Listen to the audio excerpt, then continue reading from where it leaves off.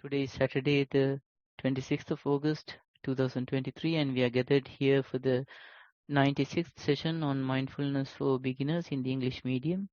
And we have today Venerable Rohini Manu, who is conducting the session on behalf of Venerable Bhante Homagama Dhamma Kusala Thero in his absence.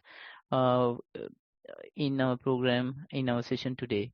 So, on behalf of all of us on Zoom and also on Facebook, I would like to welcome with great respect Venerable Manu to today's session. And I would also like to welcome all of you who are attending the Zoom session and also the Facebook live stream. We will have the program beginning with the in-session mindfulness practice, and then we will move on to the talk on mindfulness for today, which is going to be a continuation from last week's talk, that is how to become an alchemist. And then we will move on to the question and answer session where we present all the reports we have received for today's session. And then we will wrap up the program, allowing some chance for verbal questions as well. With that, I would like to invite Venerable Manu to commence with the in-session practice for today. Over to Manu. Much merits, Manu. Thank you, Namanta. We'll start from mindful walking. As last week, we all did mindful sitting. So we all know what mindful walking means. So walk mindfully. That is basic knowledge, but I will little bit explain what we are going to do today. So we do practice mindful walking, but here today we are going to practice being not concentrate on only bodily awareness or bodily sensations. Instead, we can let mind to give a freedom to aware anything that has happened while we are walking. So while we are walking, we will feel the bodily sensations. So if you are aware of bodily sensations, then you will feel it prominently. But once in a while, or for a beginner, mind will distract from sounds. Sometimes maybe eye will distract the mind, or pain and aches, or some thoughts. There are many things can happen. So today we are going to practice mindful walking, giving attention to anything that will happen while we are walking. So the basically, you can aware, or you can put your awareness, or you can be mindful, try to be mindful about your bodily sensation, how you feel the surface of your walking, or how you feel the shifting body weight from one leg to the other, or how you feel your other ache and pain in bodily pain. And in the meantime, if your mind distracted with the sound, distracted with something rupa or something form, or distraction come from your eyes, you just aware of it and be calm. And whenever your mind come back to the bodily sensation, let it do. So we'll practice it, giving the whole freedom to the mind. Wherever it goes, we will aware. So saying that, we can start right now. If you have any question about what we are going to do right now, please ask. I will give 1 minute or so. Otherwise, we will start mindful walking. So walking mindfully, giving full attention to the body, but so that other bodily sensation, the sensations coming through our ears, we can notice. Sensations coming through our eyes while we are walking, we can aware of that. Or the thoughts, maybe chain of thoughts will come. Whatever comes, we will pay attention to right movement without giving any discrimination for others. Okay? So shall we do now mindful walking and for a couple of minutes, maybe 10-15 minutes.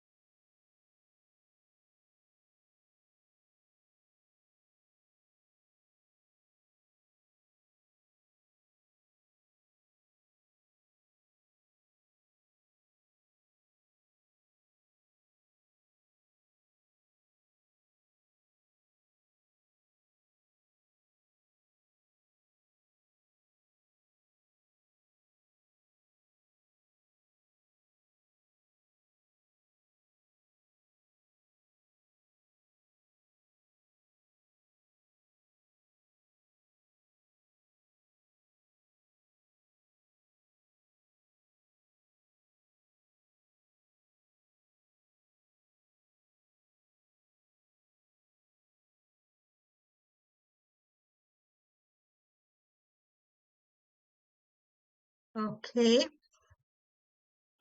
Um, I hope everyone had a good mindful walking session. So over to you, Namanta. Much thanks to Venerable Manu for conducting and advising on the session for in session practice. Um, Next, we have the talk on how to become an alchemist uh, as per mindfulness practice. So I would like to invite Venerable Manu to commence the talk for today. Over to Manu again. Much merits. Thank you, Namanta. Hello, everyone. The today's topic is alchemist. So I know last week Venerable Bhante explained what this topic mean, alchemist, but that simply it says about the basic elements can transfer into a gold. But spiritually, so we actually, for us, the importance is about the spiritual achievements. So spiritual transformations, otherwise spiritual transformation is the important thing for us. So how we do this spiritual transformation is the um, thing we are talking, or we are going to talk today. As that the spiritual transformation, we all are in the beginning. So this is the beginner's program, it says, but I believe that there are many advanced practicing people also here. But anyway, so in the beginning, before we practice mindfulness, we are, as a normal person, normal people, normal human, we had some kind of frustrations, stress, many kind of anger issues or jealousy or many kind of issues we had. We all know. So gradually when we are practicing mindfulness, we used to, or we can get rid of some kind of distractions or some kind of bad habits. So some kind of bad habits. So we all have that experience. But saying that, so mindfulness practice, how mindfulness practice help us to become a gold or become a spiritual, having a spiritual transformation. How we can achieve this? This is the important side of this topic. For example, we do practice mindful walking, we do practice mindful sitting, or also day-to-day activities we do mindfully, we try. So while we are doing these activities, so while we are doing mindfulness practice, we all experience, or we all face about some distractions or unfavorable things happen. Even in normal life, we all can't have good day, good moment. We can't. It's that life is evolving, life is changing time to time. So most of the time we are not having expected favorable things. Most of the time we are experiencing a lot of troubles, or unexpected things happen, or unfavorable things happen, distracted things happen. So life is like that. So if we can face those obstacles, those distractions, those unfavorable things in a positive way, then we are achieving something. So saying that, mindfulness gives us a courage or some advantage of clear this path. So when we practice mindfulness as a beginner while we are doing walking meditation. Today we did. So while we are doing walking meditation or while we are practicing mindfulness walk, we have to face different distractions. So we are trying to focus on our body. We are trying to observe or aware the bodily movements or bodily sensations. But most of the time, especially in the beginners, as a beginner, those distractions happen. So you can see things moving towards you or moving away from you, or you can see things in around your walking path. So if you ignore those, maybe you can hear some sounds, people are talking, or maybe many things can happen. And all on top of all those things, your mind will roam with your thoughts, or chain of thoughts will appear and you don't know when or where you go. So these things happen. Even when you are sitting, mindful sitting, so you need to observe the posture. So that is the target or aim or goal. But while you are sitting, you close your eyes so you can't see things, but you can have the kind of maybe sounds or thoughts or pain, your bodily pains, ache and pains. Those are not favorable things to practice mindfulness. But saying that, those difficulties and distractions or unfavorable things, if we can observe them, or if we can accept them as a fuel to our journey, then those things will not distract that much. When you realize it by yourself, I can say, or Bante can say, or someone else can say, okay, if you realize this, it is the best thing to do. And if you realize it, that is the way of transforming the base elements into gold. But we can say, until you practice yourself, until you realize yourself, it will not, or you will not go into that path. When we say, or when someone else say, you can listen it, okay, so yes, we can say, yes, maybe you are true, maybe that's true, we will try. But until you try it, you will not realize it is a truth or not.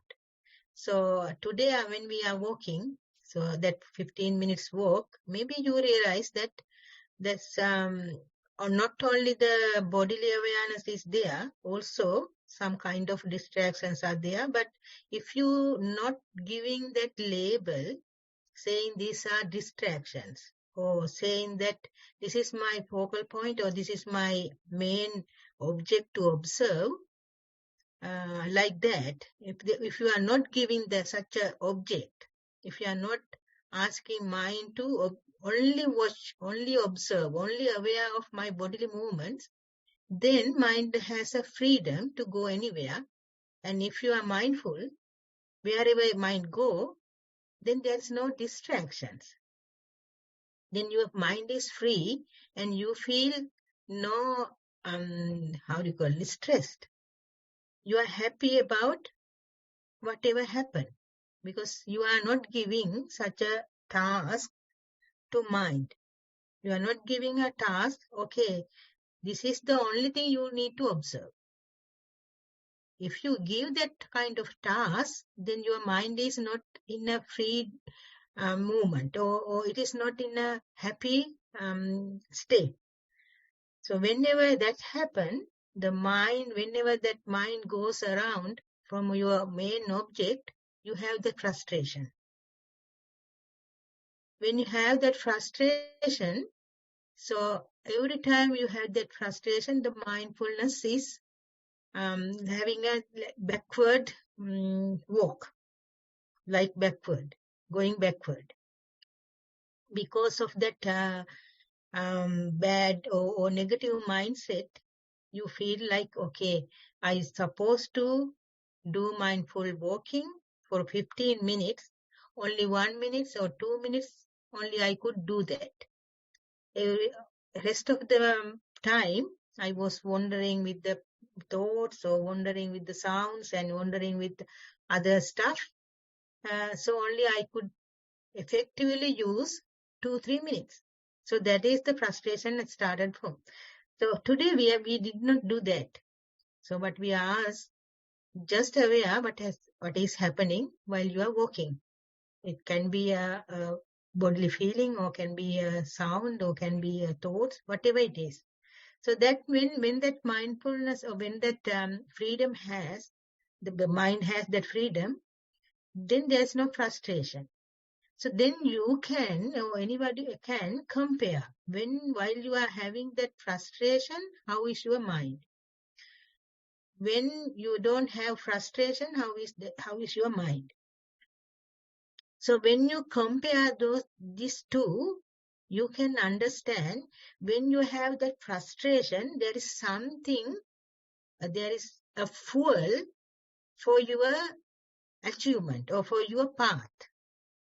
If you don't have any frustrations or anything to distract, then it goes like, okay, wherever the mind go, okay, I'm observing. Wherever the mind go, it is good. I'm not saying it is bad. It is good. But still, that fuel is not there.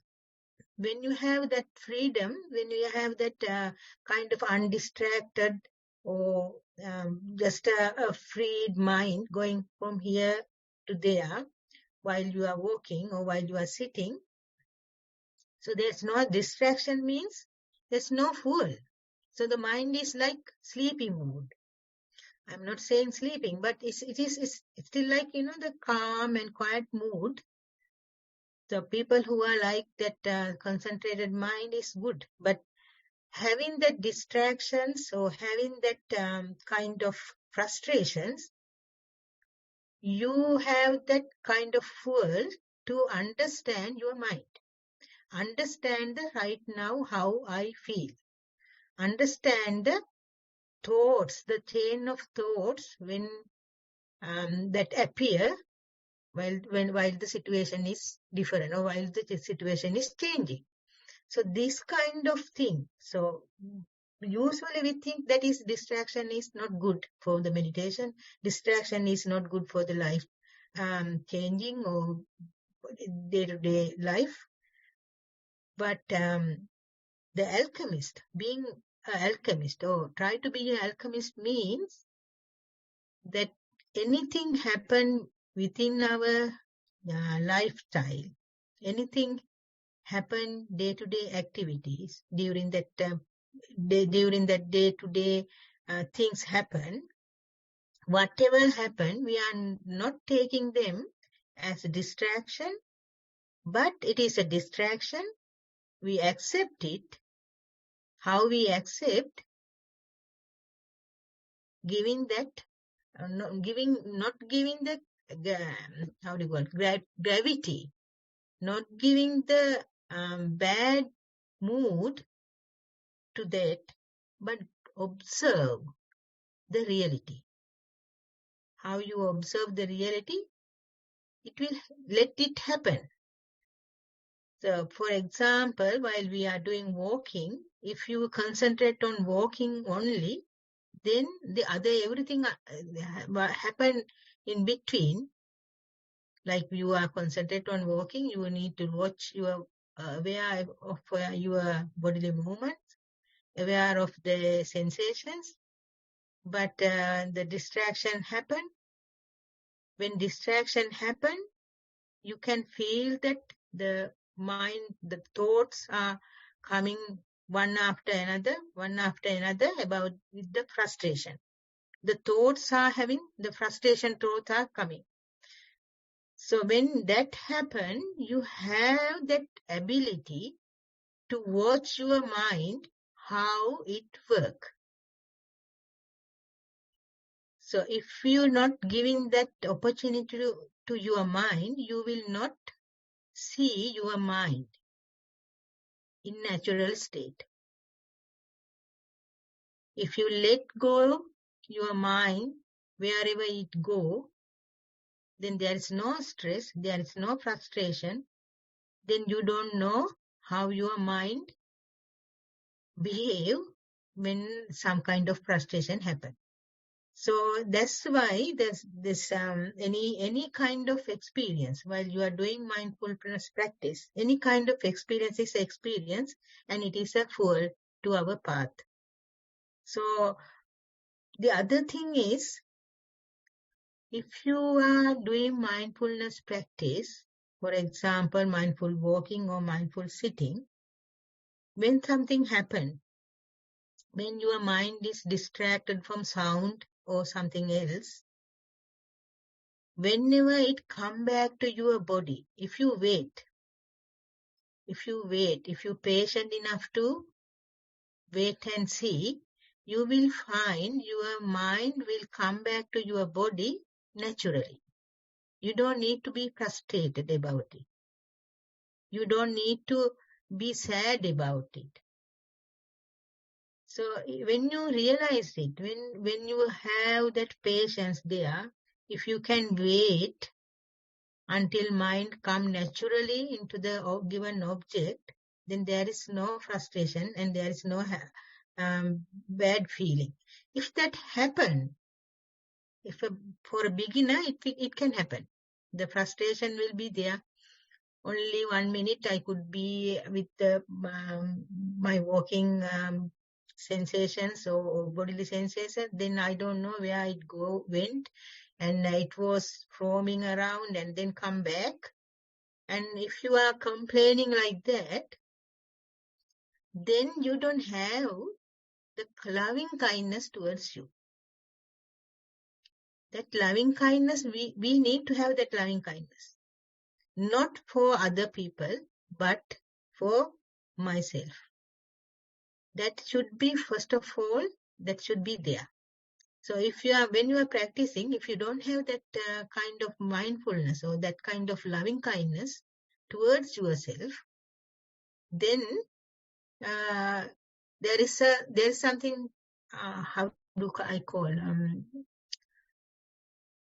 the frustration is there, and that distraction will happen more again and again, because there's no loving kindness, there's no karuna towards you, there is no compassion towards you.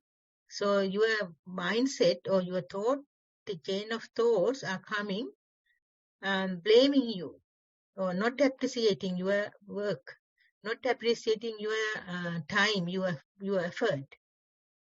So when that thing happen, the loving kindness is not there. So if you are not having happy mood, if you are not kind enough to yourself, then what will happen?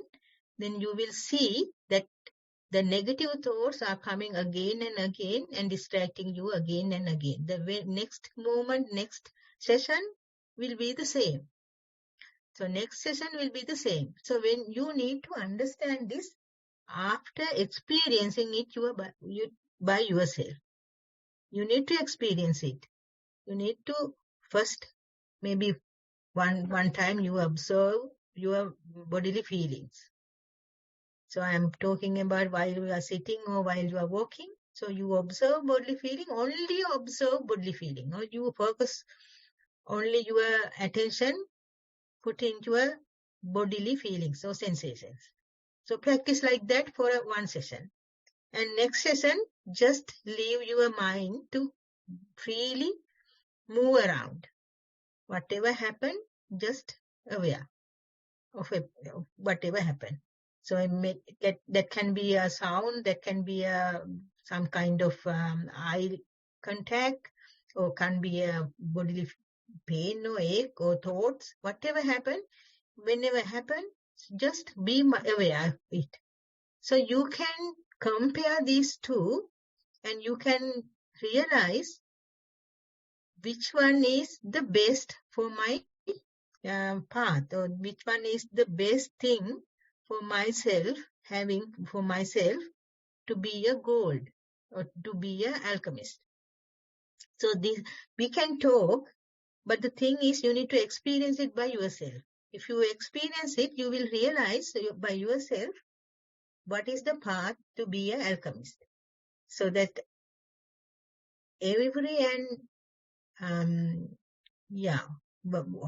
whatever happens while you are living, it can be like, kind of sadness, or someone is move away from you, or something happened to your job, or something maybe failed exams, or faced with kind of frustration about the facing exams. Whatever it is in a day-to-day life, so those are obstacles, those are distractions, those are life kind of stressful things.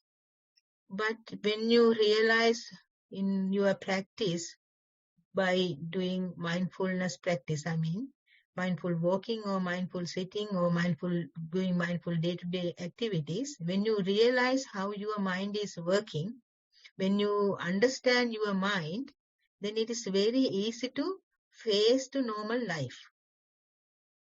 Then if you find that easiness to face the normal life, that is being a gold from a base element.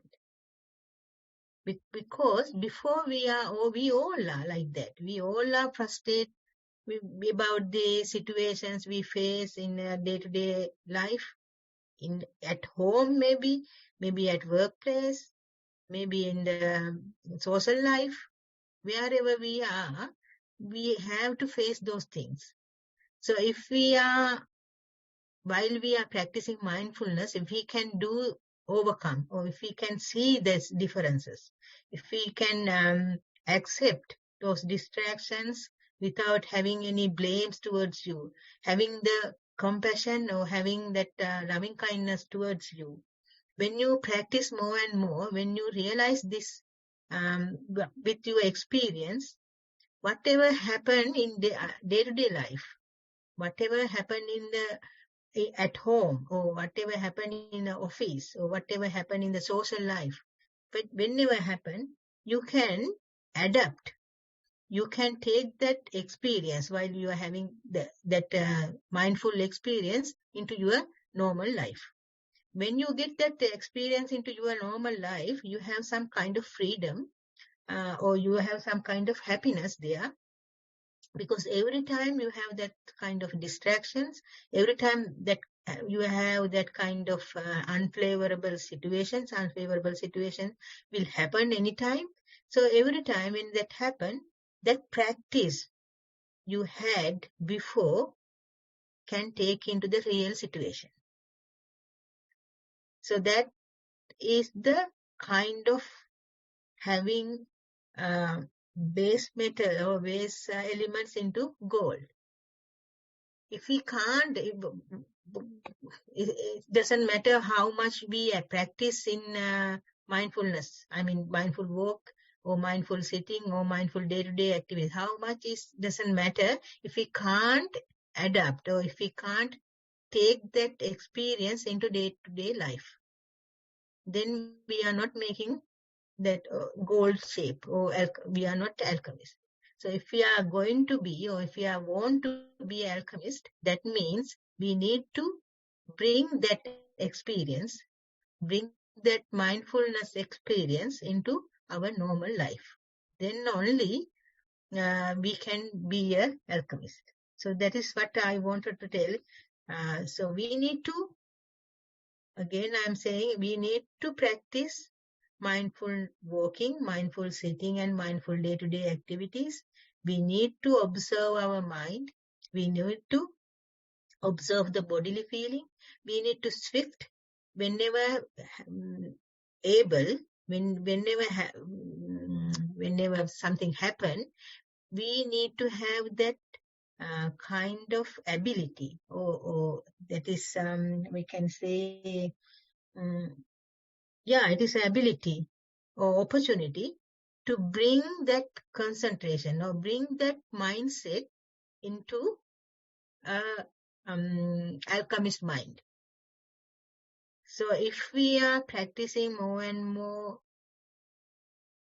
mindfulness, and only we can use whatever the ability in during that period only, then there is something missing. That's what I wanted to say. So if we can bring that experience into the daily normal life, when something happen in the daily life, if you can bring that mindfulness experience and be calm, or if you can be, how do you call, appreciate or happy, whatever happen, if you can be a metta person or loving kindness, spread loving kindness towards you or spread compassion towards you, whatever happen. So whatever happen, most of the time that things happen, but things happen in external world. What we do, we make thoughts on those events in unfavorable way. So whenever that happen, if we can bring that mindfulness experience into the life, okay, now this is what is happening. I need to face on this situation. So now I can use my mindfulness practice into here. So how can I be mindful? How can I bring it? So now I can be mindful with my bodily feeling. So something is happening outside, maybe in the office, maybe in the at home. So someone is maybe blaming. So someone is maybe scolding. Whatever happened, if you can bring that mindfulness practice into that situation, if you can watch your bodily awareness, or it is like, the distraction is happening, but I am watching my body, or I am watching my ache and pains, what is happening, or I am just watching my thoughts. If we can bring that practice, if we can bring that awareness into the real world, the real situations, then we are making an alchemist. Then we are becoming a god. So that's what I wanted to say. Maybe like Bhante, I will not talk whole 30 minutes. Namanta? Thank you very much, Merit. Venerable Manu. That is fine. We can move on to the question and answer session next, and maybe elaborate further from the topic when you are answering those questions as well. That is possible. And thank you again for that wonderful set of insights on how to become an alchemist. Next, I would like to invite Sonali to commence with the Q&A session. I will share the screen for the beginner's introduction. Thank you, Namanta. Thank you, Manu. We will start with the beginner's guide. This is to remind you about the method, or if you're a beginner, this is to start you off. Nissarana has done 2 videos, one about mindful walking and the other about mindful sitting.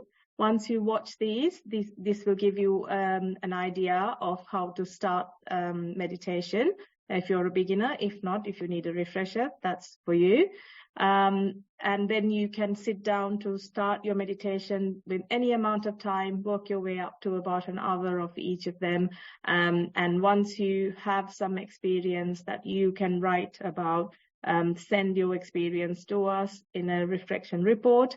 You can send this to us via the Google form or the email beginnersnv@gmail.com. We will check it every week and then present it to Venerable Manu or Bhante, and you can ask your questions. They will give you their guidance as well. We will put all the details into the chat section. I think Damanta has already posted them. So if you need any other questions, you can get in touch with us via email, and we will be able to help you further.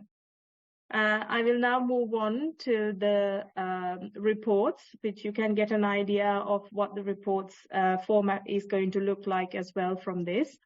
We've only received one report today. I will start with that.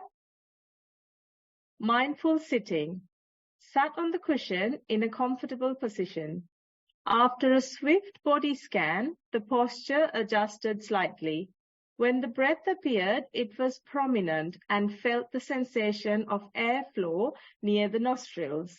Sense of ease noted with the sitting session, and the mind seemed fine to just observe what is taking place. Attention moved to the nearby sounds, then returned to observing the breath. It was shorter and more subtle now. A jumble of thoughts arose and passed away for what felt like a longer period than usual, but there was no agitation about it. Breath broke up, a cool sensation moved through like a wave. Body felt lighter and mind felt peaceful. Attention moved between calm feeling, sleepiness, and now hardly noticeable breath. Sat for 45 minutes. Peaceful feeling lingered for some time after the session. Mindfulness during the day. While life is still busy, there was less time spent on worrying about things last week. A long-term habit of becoming anxious when organizing social gatherings seems to have improved significantly, with roughly 20 people, mostly family and friends, arriving for lunch on Sunday and no real preparation done yet. And thoughts across the mind, is this burying the head in the sand, or is this a way of being irresponsible? But then scanning the body, it didn't pick up tension. When scanning the mind, it felt calm overall. My husband has also noted the lack of agitation with my attitude towards the event on Sunday. Somehow the mindfulness practice is helping to attend to many things in a slow but steady manner. It feels easier. Fear of things going wrong, or fear of things how would plan out don't seem to matter anymore. Instead, there is more confidence in managing what may come up to the best of my ability. There is more interest in noticing what is arising and passing away in the mind, instead of reacting to those things. This may continue or change, but the mind seems more interested in observing instead of wanting something to be a certain way.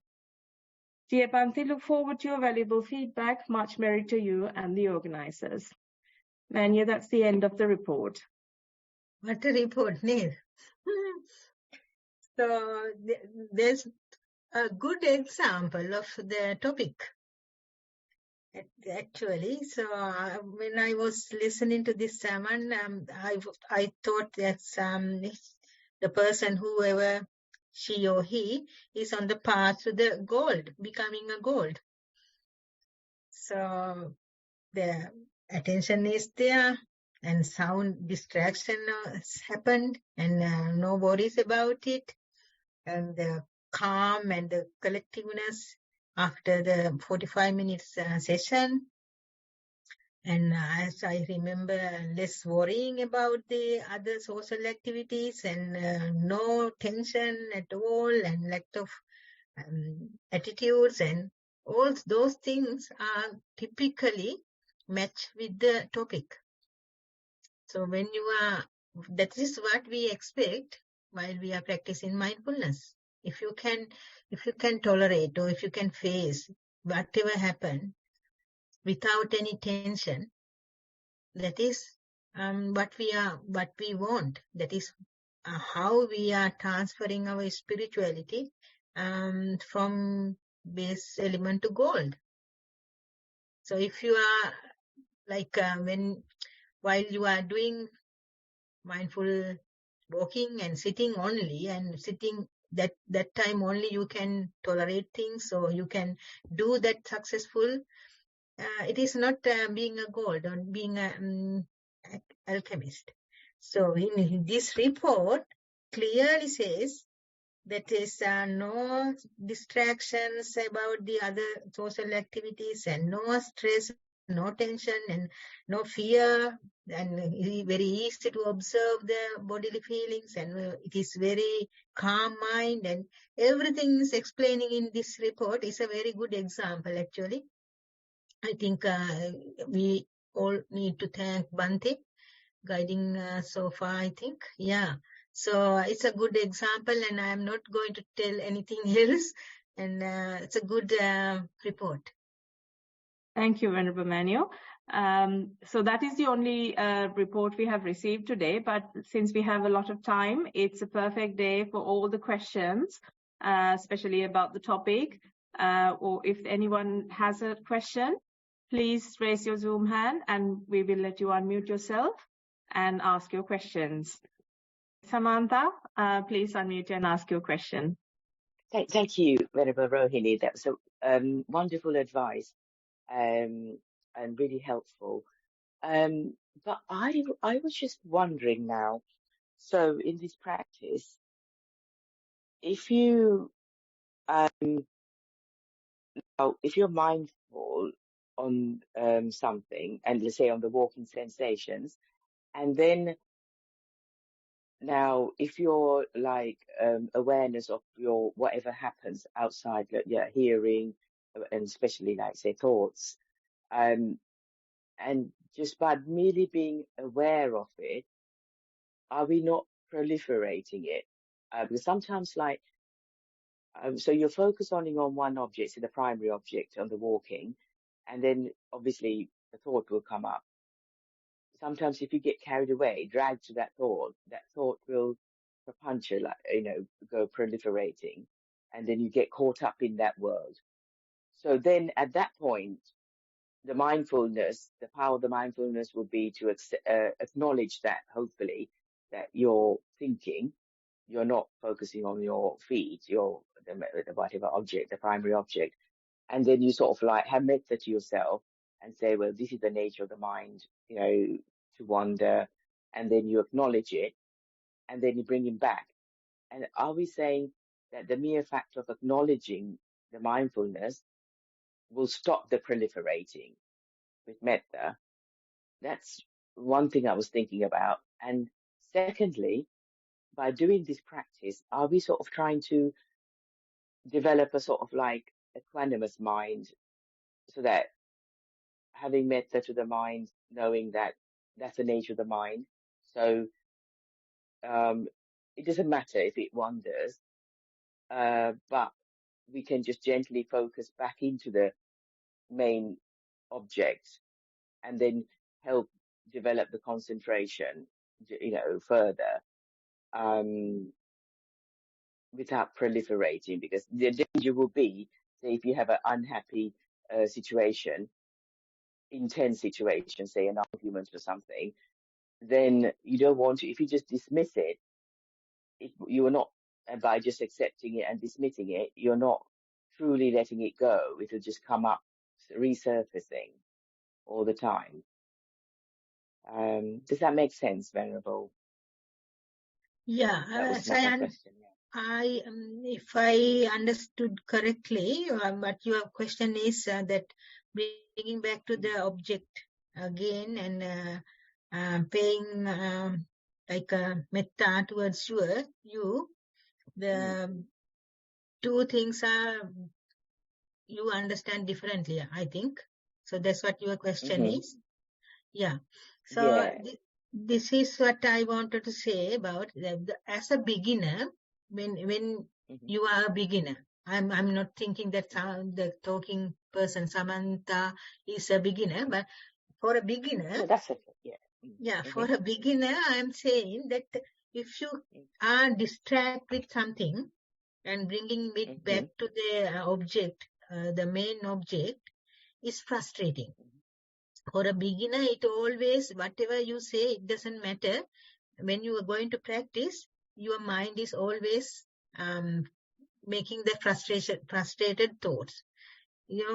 I want to sit for 15 minutes, but only one minute or 2 minutes, I could observe the breath, or I could aware of my bodily feelings.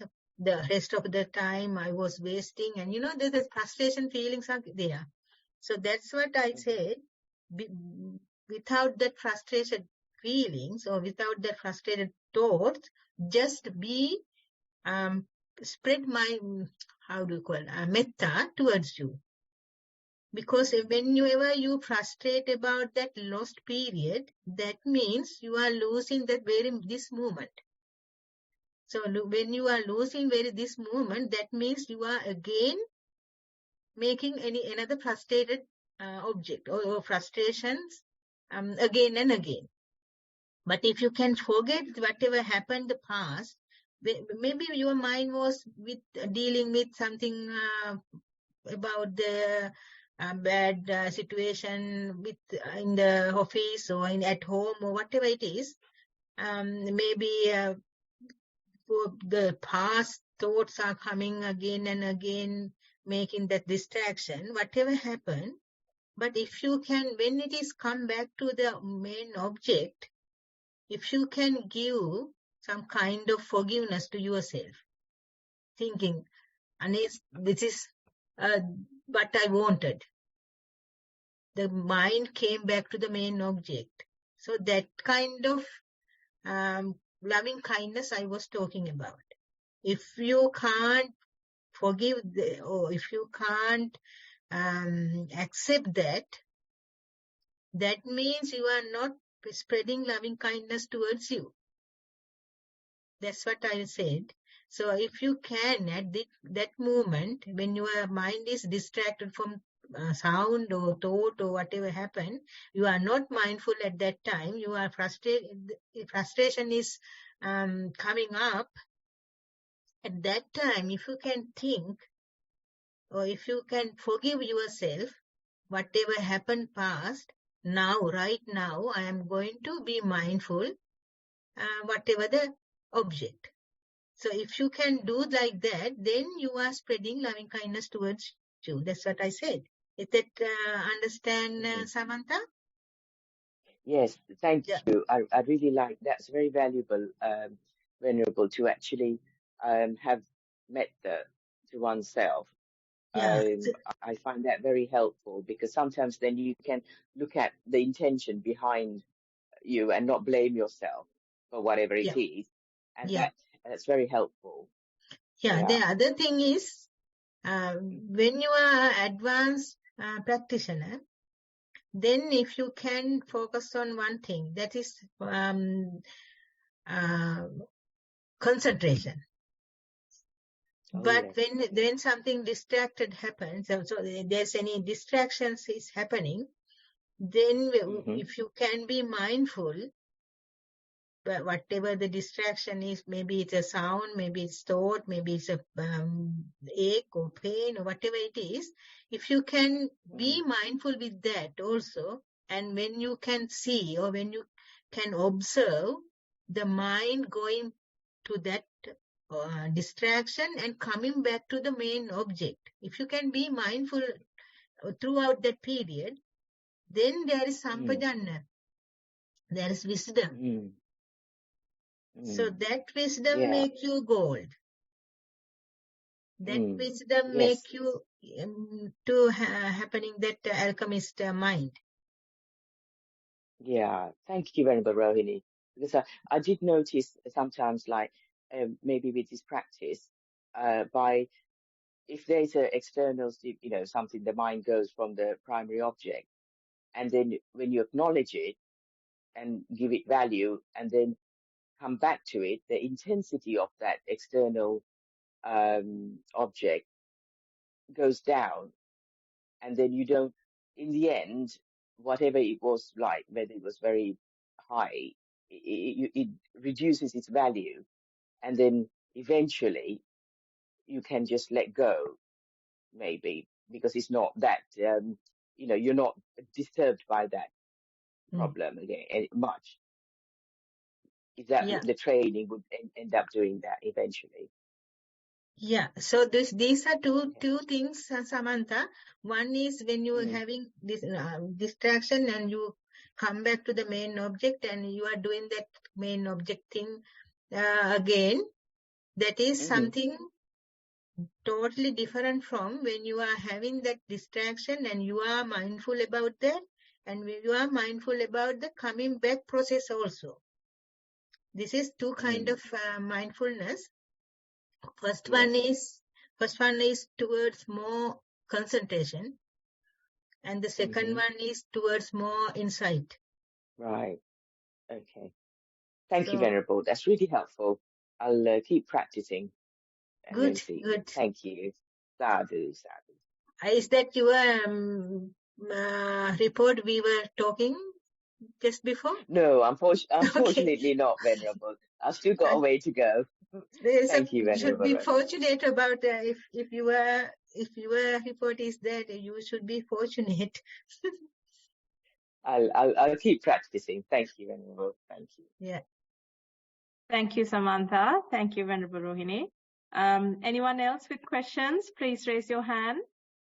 Venerable Rohini, I have a question. I wonder if I could put it to you. It would be directly related to the topic in terms of the situation that I have faced recently. It's to do with a close friend who it was all of us by surprise, where there was a mental health condition and the person took his own life. So this is directly related in terms of sort of, they always say mental health issues are due to chemical imbalances in their brains. So I just wondered whether as a practitioner or even as a beginner, would we be able to identify these kind of chemical imbalances, or when we look at ourselves and when we spread metta to ourselves, do you think we'll be able to identify these kind of imbalances in our head, or would we not go there because we are practitioners?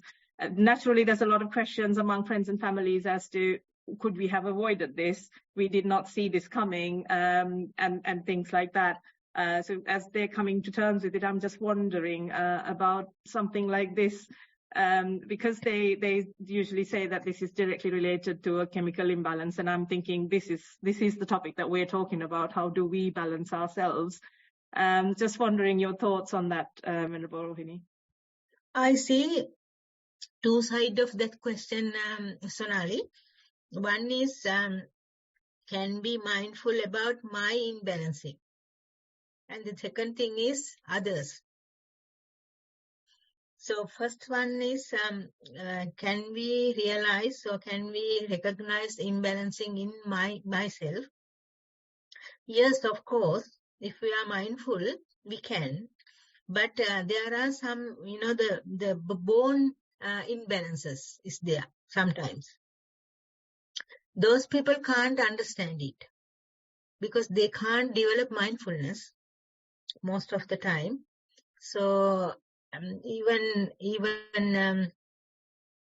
our leader, the Buddha, also mentioned that they can be a monk or nun, but not to practice concentration meditation, because it's not that imbalances will cross against it, or something will happen. So that for that purpose or for that reason, and the born imbalanced people can't understand their imbalance.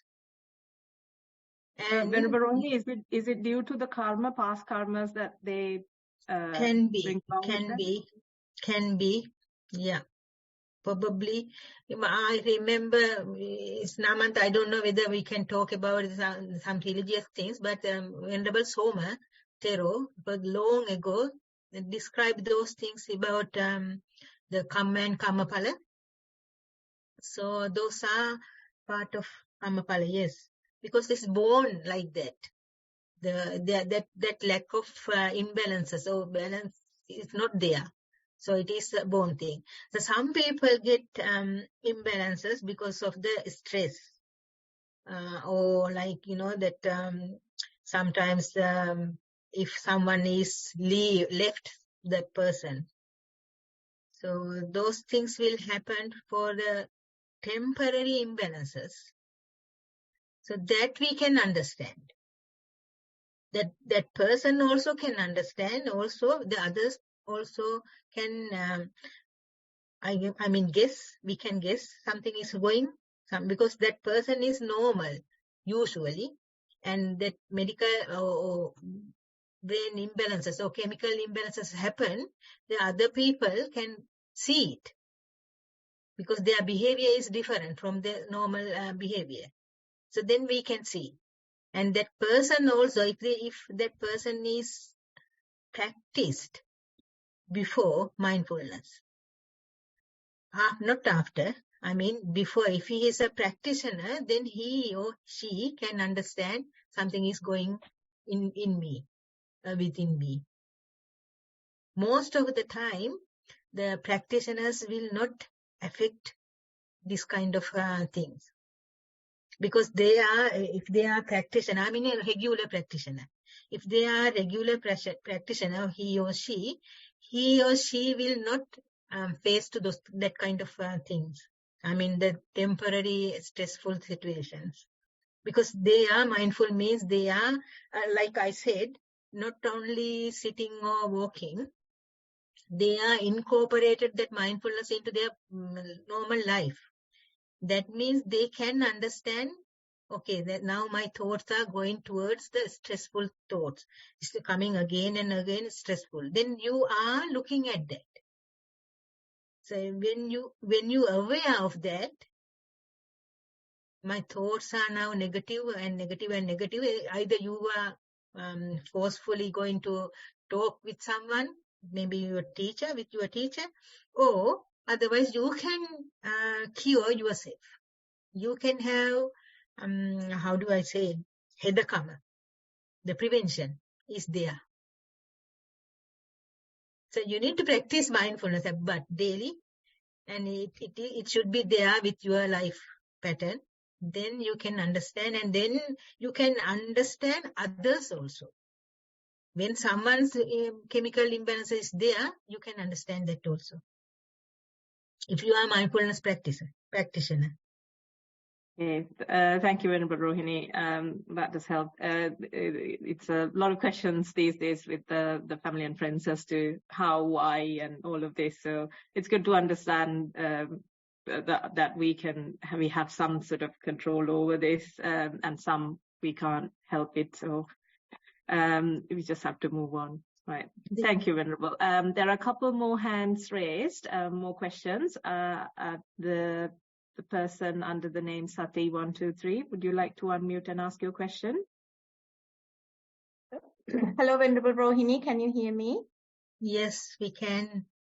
Hi, Venerable Rohini. I just wanted to tell you, first of all, it's been almost a year when you were doing the sermon, when I was participating. The advice you gave me really enabled me to move forward in my practice. So first of all, I just wanted to pass on my gratitude and thankfulness towards you for that.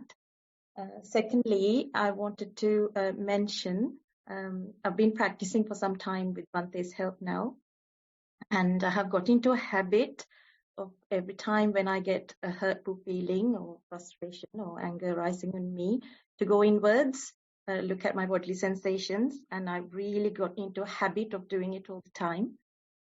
To give you an example, the other day, me and my husband, who's also a practitioner, thankfully, was in the car, and he was wearing a really crumpled Nanan shirt. So I was going to a Dana ceremony, and I happened to say, why don't you go and change, you're wearing a shirt which is not appropriate. Then he happened to say, this is the only cotton shirt I'm comfortable with. Why don't you let me be? And at that point, really the silliness of my comment came into my mind, and I could feel my sensations. I just closed my eyes and went inwards, and within 5 minutes I was back to normal and my cheery ways, and we continued the journey, gave the Dhamma ceremony and came back. So small things like that, I'm really used to going inwards all the time.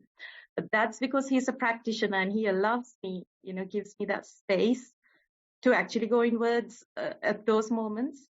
But then I went to live in another place in Sri Lanka recently, being with people that are non-practitioners, sometimes their imbalance is really affecting my ability to go inwards all the time.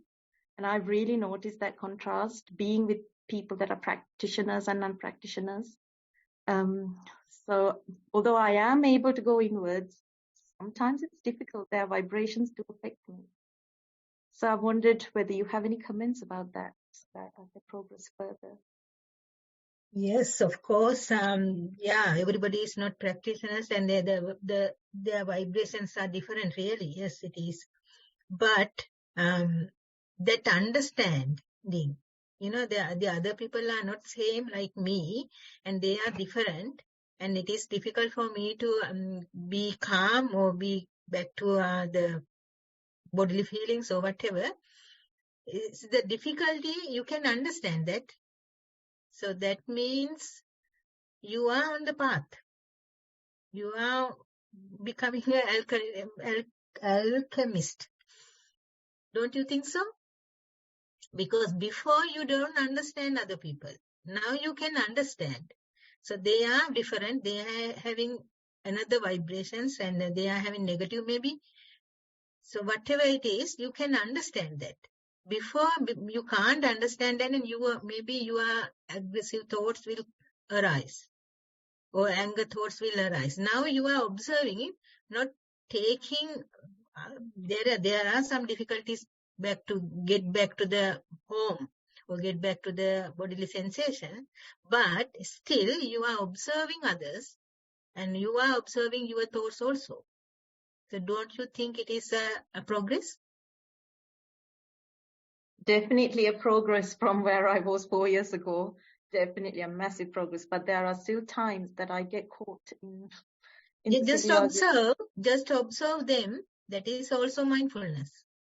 So you don't need to bring back to the bodily sensation, or it says bunker. So if you are army soldier, you don't need to come back to the bunker or safe place. You can combat with the other whatever the enemies. So that those thoughts, while you are with other people who are not mindful practitioners, so when you are engaged with them, so what is happening and your thoughts are arising against them, you can observe them. Now it is time for you to observe your thoughts rather than coming back to the bodily sensation. That is a progress. Definitely. Thank you, dear Venerable. Thank you so much. You're welcome. Thank you for that question. Hiranti, would you like to unmute and ask your question next? Okay. Thank you. Thank you, Venerable. I think you have answered some points of my question I was going to raise in the previous answers. How do one live with a very, very unmindful person? I have managed for so long. But actually it's my husband who doesn't practice or who doesn't actually adhere to the basic, principles even. And he hasn't got any consideration for other people.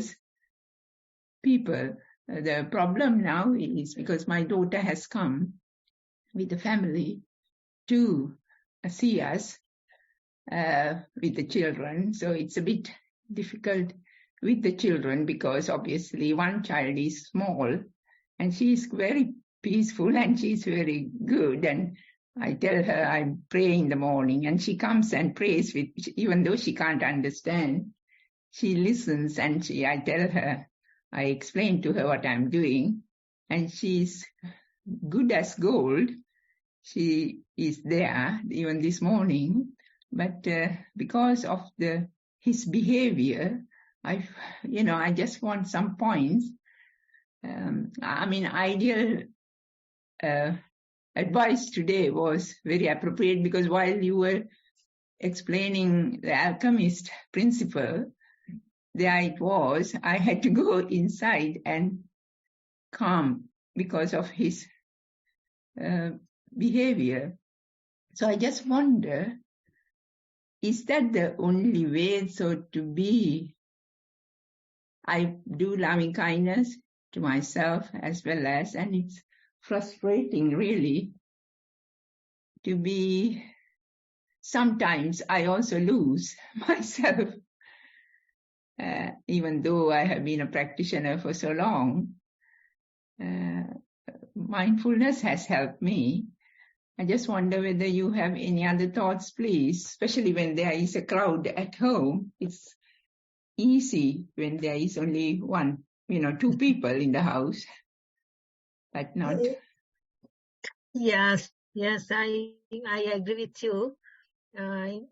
Actually, it is very difficult when the home is not favorable, providing favorable situation. It is really hard, but that is what we being mindfulness. So if we can't tackle or if we can't face to that situation, that means something is wrong with our mindfulness practice. Okay. I'm not saying that you are doing wrong thing. I'm saying it's not strong enough. Mm-hmm. So because another thing I want to mention that it is, I think, related to Sonali's question also, that we face the right now, this very moment is effect of cause we had done before. Mm-hmm. So everything, so your husband, the children and the situations and even the breath is a cause and effect. So we are facing right now, whatever we had done is coming back. So if we have not having a peaceful time because of the husband, maybe children, maybe the neighbor is doing that, whatever it is our karma. So we need to face it. We need to accept it. If we are accepting it or we are facing it without having any hatred feelings, that is the best thing we can do. Because that karma, we are not making that karma as a cause to another karma. The cause and effect. That right now, it is the effect we are facing about the past karma. So if this right now thing, whatever happening, is not in a favorable way for our journey or our lifestyle, that means it's our bad karma maybe, or in any way bad or good karma. So if we take that situation to make another karma, so another thing to happen, then we are not mindful. If we can face any situation thinking that I should face or I should accept this because whatever I did before is coming after me. Every single minute is like that. Only thing we can change, if we are mindful, we can change the situation in the future. Right now we are facing whatever we had done in the past. But we can change that, being mindful, we can change it into a good way that we say is alchemist. We are becoming an alchemist. If we are reacting or if we responding in a bad way, with aversion or anger or hatred feeling or jealousy or whatever, the negative things come forward when you are facing to that situation, that means we are making something again or something else from that whatever happened. I think I am clear. enough to understand, or do I need to? I'm just, because of this is not religious platform, so that's why I'm so little bit of concern about making some comments. Namant, I don't know whether I can Venerable, talk. that's fine, Yeah. Venerable Manu. If Manu wants to explain in more depth, that's fine. Please Okay, go ahead okay, and explain. That's fine. okay. So that's what Hiranti, that's why Yeah, thank you, Venerable. yeah. The one good thing which arose from this effect is that I have turned to my Dhamma and the practice more and more, and I'm keep on telling myself this is a past karma.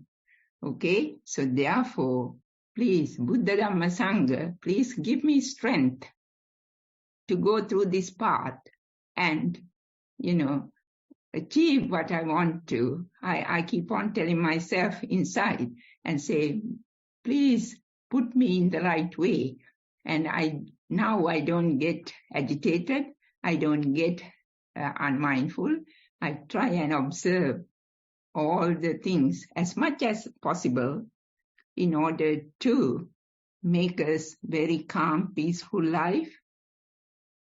Hiranti, I should say this, because when you say that you are wishing having a peaceful life from Buddha, Dhamma and Sangha, uh, those are kind of hatred feelings. Oh, really? It is. If you can mindful only, if you can be mindful, that's about the Yeah, okay. situation. That is the only thing you can do for escapism. To escape from that situation, just to be mindful. If you wish something else, that means you are having that hatred feelings. That is Well, not good. That is not good, because it is oh, like, really? you're keeping a little bit of, that when you make curd, fresh curd, you have to add some old curd. Oh, We call it is muhu. We need to okay. add some old one, a bit of old, maybe 1 tablespoon of old curd into a fresh milk. Then you can make that fresh milk into a curd. So that is likewise, when you wish something, Yeah. that means that the hatred feelings, the frustrations is, you are how do you call, segmenting, or that you let it in your mind, Okay. like Anushaya, like how do you call? Namanta, do you have any words to that?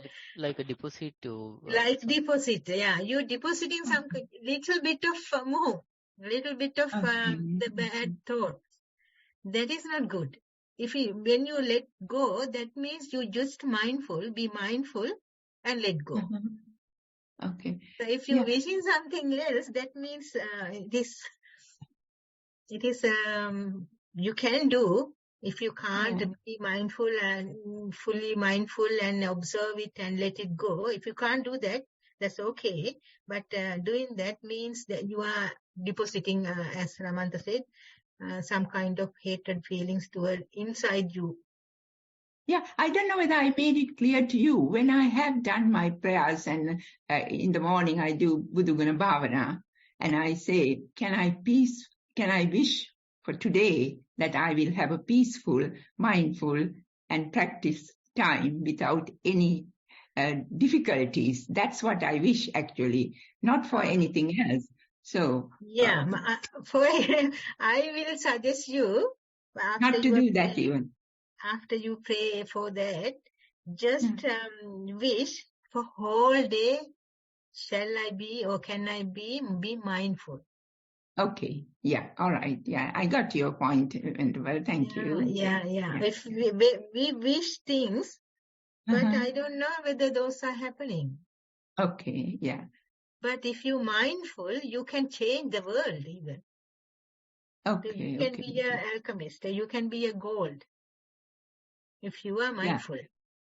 But mind you, this, because I know the cause, which is the problem, and I always go towards the path very determinedly and do everything possible, like being mindful, doing the meditation and adhering to most of these principles, merely to get rid. In fact, that is the idea of doing that, really, because I know it is due to a karma.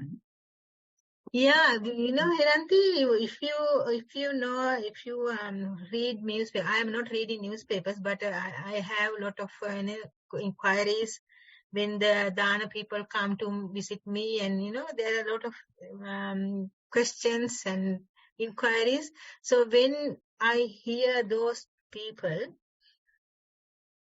I don't think Hiranti has something to bother, because we call that's home. Miriwedi sangala killa handuvemi pa yuga nati oba handana dakinatura. So That's one of my, when Dhammaji was verses, I think I have heard from him. so whatever you have, it is very little, very little. Okay. So I'm sure. Yeah. just observe yourself. Just observe your mind, the thinking pattern, your Okay. thoughts. Yeah.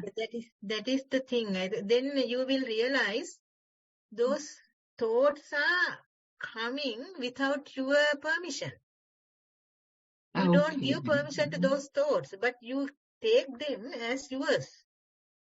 Okay. Okay. So if you are mindful enough to observe that, understand that, then you will not worry like 1, 2, 3, Sati 1, 2, 3.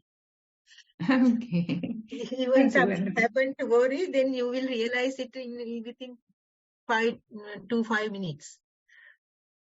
Okay. Yeah, Thero Saranai Venerable. Thank you ever so Thero much. Saranai. Thank you. Thank you. Thero Saranai.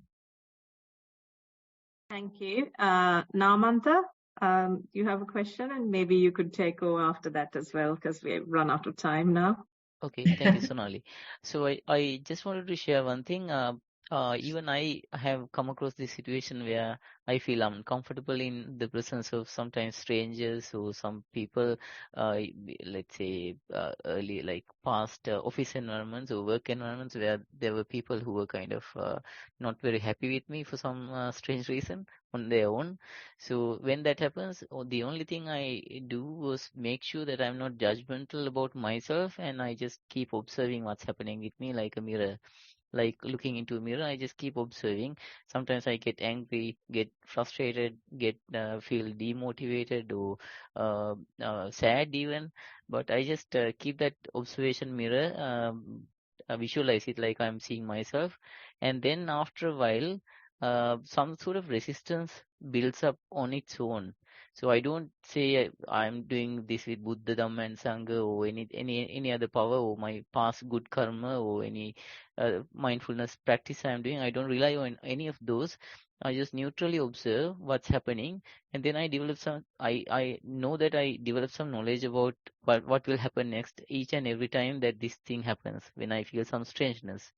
So for example, if I had to go to the doctor, I have to walk to a room full of strangers because others are also waiting for the doctor's appointment in that room. So when I walk in, I feel strange. Okay, other people are there. I don't know them. They don't know me. So then again, I just keep observing. Okay, this is how my mind is working. And so next time I go to a doctor's appointment, I have a prior knowledge that in the next 1 minute after, in the next few minutes after I open the door and step into the room, I will have this strange feeling because I now remember I had it the last few times as well. So every time the same thing happens, that strange feeling kind of dissolves into nothing or oblivion, or it goes away. So when we neutrally observe, we get a lot of information, learn a lot of information about ourselves. Then when we try to do something to fight it back, suppose if I had to go near an angry person, I will very well observe myself, and I will also observe the angry person, his facial expression and all that.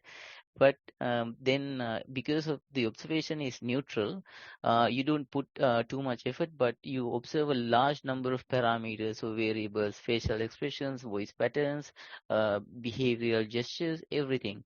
So I think in any hardship or any disliked environment by the person, if you maintain your mind as neutral as possible, then you capture more information. I think there is a lot of power in neutral observation than we think there is. It's unlimited, I think, in my experience so far. I just Yeah, wanted to true. share that with Venerable Manu. It's true, really, because we have a habitual patterns. That's while you are observing, you can understand that who I am. So this is my habit. So, but being mindful, so that you can destroy or you can cross that habitual actions with another habit. So that's what you explain, I think, because when you are going to the doctor, you know what will happen, and then you, with the prior knowledge, you can replace those thinking pattern with something positive or something you are desirable thing. So it is really that ability is with us. That is be mindful. That ability is with us actually. Like sati, that is a born ability, but we need to raise it by practicing mindfulness. Then you realize who I am, and then that is what we say is self-awareness, and then we can say intrapersonal skill, where while you are having that interpersonal skill or self-awareness, then definitely you can understand others easily. That's what Sonali's questions answer also. While you are mindful, so you can understand when you are having mental defects or something is going to change. Yes, likewise, you can understand others also, because you are mindful and you are aware of yourself, and you can have that in how do you call it, qualified knowledge. So you can adapt that knowledge into the others mindset. So those people are behaving like this because of this. So that is really that is the power of mindfulness actually. Yes, Venerable Manu. Thank you, Namanta, sharing with us. Yes, no worries. And yes, when I meet with people who I think as unmindful people, I can feel the mistakes they are making and I learn from them. I think, okay, this is what not to do because that person's doing that thing because that person is not mindful. So if I am practicing mindfulness, then that's a thing that I should not do. So it becomes a teaching to me that's what I should not do. So sort of like you turn it around and it becomes a learning for you. Let's say if a unmindful person drives a car and hits it on a tree and crashes a window and gets injured, well, that means that I am taking the counter incident as a lesson. If the person was driving well, he will not have had would not have had that accident. So it becomes a learning to me. So in that way, even if I am associating with an unmindful person, I'm not losing too much. I'm learning something from the perspective of Dhamma. That's what our Lokaswamin Wansa says, that if one is being mindful or practicing mindfulness, that's the shanti for whole world. That's how. Yes, That's yes. how. Yes, thank you, Venerable Manu. And yes, we can see that Venerable Bante's dedication and support to this program is creating a lot of benefit. And also, Venerable Manu has stepped up into this program to conduct the program in this manner. And we appreciate and pass on merits to Venerable Manu representing Nissarana Forest Monastery, and we share these merits with you. And Sonali, thank you for conducting the Q&A session, and much merits to you. And furthermore, we will wrap up the program. We have slightly over time. I would like to pass on merits and share merits with our Chief Bante, the abbot of the Nissarana Vanaya Forest Monastery for insightfully requesting this program to be initiated in this manner so that we would reap these kind of benefits. Then I would also like to pass on merits to all the organizers who have contributed to the program, who are still focused on and contributing to this program so that it can be maintained at this kind of high level of quality. And I wish that their own practices will improve. And I also wish that all those who participate today and to this date in all the programs would accumulate these merits and have their practices improved. And we hope that all of you are able to join each week and gain these positive learnings on mindfulness practice. And we will, again, I wish and pass on merits to Venerable Manu and wish that these merits will throw a positive light on Venerable Manu's own practice, and it will improve, and we will see Manu again in another session when Bhante is unable to make it to this session as well. So with that, I invite you to practice on um, uh, and to attend the program next week, and wish you all a happy and mindful week ahead. We will see you next week, same time, on the same session. I will end Sadhu, sadhu, sadhu. I will end the Zoom session now. Thank you.